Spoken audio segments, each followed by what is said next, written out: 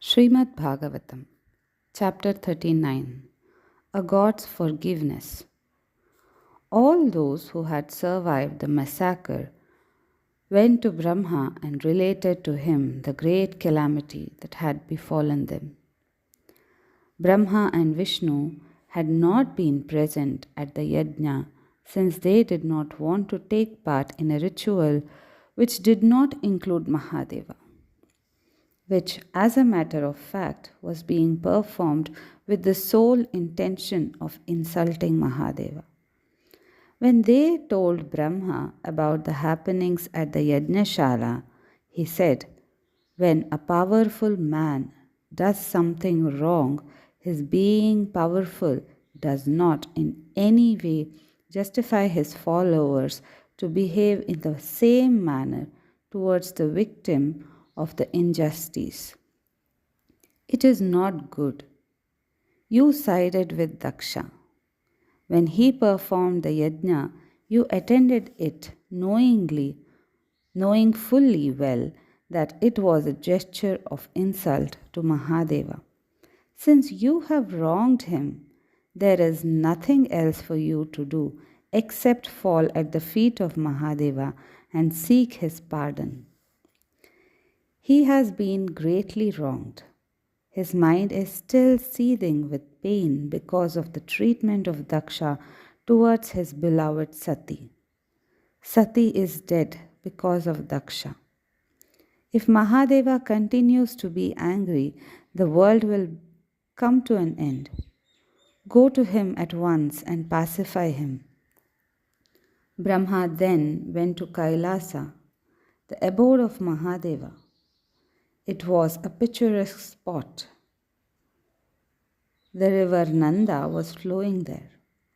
Facing the mountain was the city Alaka, ruled by Kubera. The Devas who were with Brahma stood rooted to the ground, looking at the lake where the heavenly lotuses, by name Saugandhika, were floating. Nanda and her sister Alakananda were both flowing out of the city Alaka. There was an immense banyan tree, and under the tree they found Mahadeva immersed in tapas. His right hand was holding a string of beads. Brahma went near him and, accompanied by the Devas who stood with folded palms, began to speak softly. He spoke words in praise of Mahadeva, and there was a note of pleading underlying the chanting of the words. Mahadeva was roused out of his yoga. He knew that Brahma was there.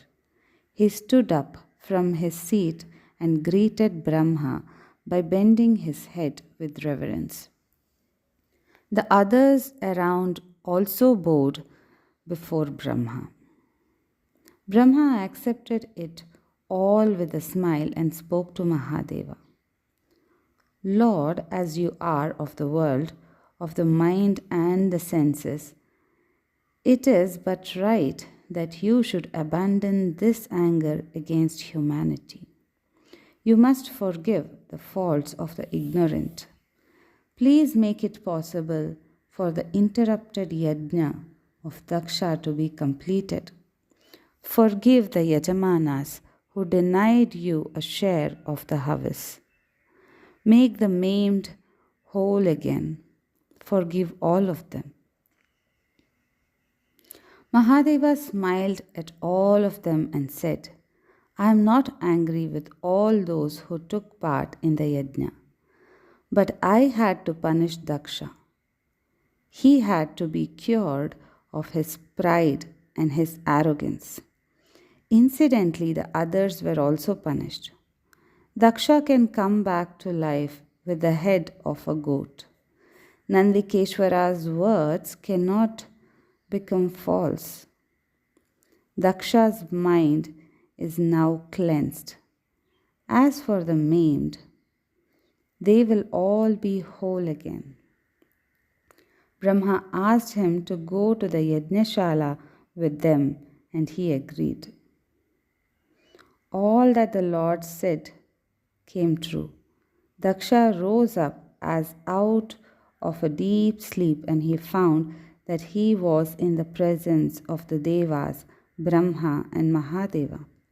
His mind, which had been clouded because of his hatred for the Lord, had now become clear like an autumn lake.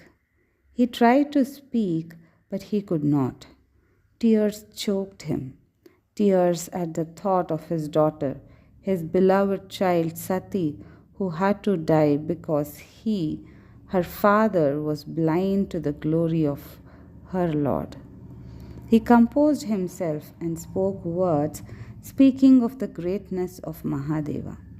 He said, I insulted you, and the world thinks that you have punished me for it.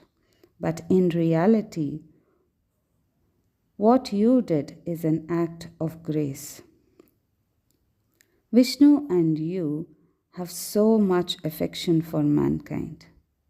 Even when ignorant Brahmins behave as though they know so much, you smile indulgently at them, and unmindful of their stupidity, you are kind to them. When such is the case, how can anyone imagine that you have punished me? Who has ever been doing all that my father had asked me to do? It is unfortunate that I, who should have known so much, knew nothing. The reality escaped me while I was caught in a web of illusion. That made me behave foolishly. In the midst of everyone, I hurled insult after insult at you. And yet you have so much affection for me. Unmindful of what I have done, you have made me clean. You have given me a new birth so that I will use it better. All that I can do is to fall at your feet and ask you for your pardon. The yajna was resumed. Lord Narayana appeared, and the three gods presided over the yajna. When it was ended, Daksha honored the gods, the Devas, and all the guests properly. The Devas returned to their abode after the conclusion of the great eventful yajna. Daksha was now freed of his proud and arrogant nature, and he was a highly chastened person. Only Sati was dead.